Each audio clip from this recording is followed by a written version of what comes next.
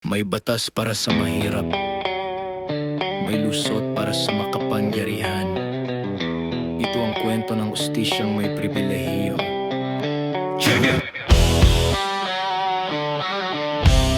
Sega,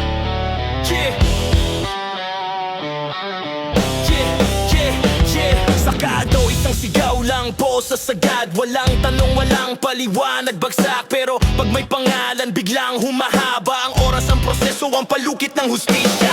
Dilay kapag sikat ang tinatawag, dinay kapag ebidensya'y sumisigaw. Disappear kapag warrant na ang kumakatok, pero sa mahirap balang sagot.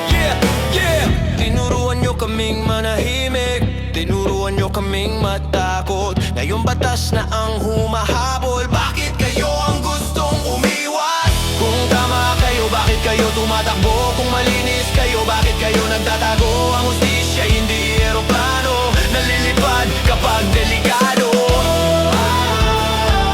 Walang wangwang sa hukuman,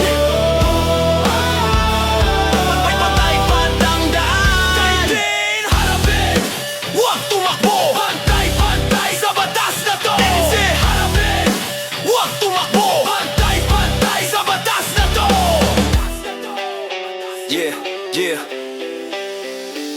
May kulto mang humarang sa mandato, hindi kayang burahin ang utos ng korte. Katawan ng ginawang panangga para lang bumili ng kaunting hinga.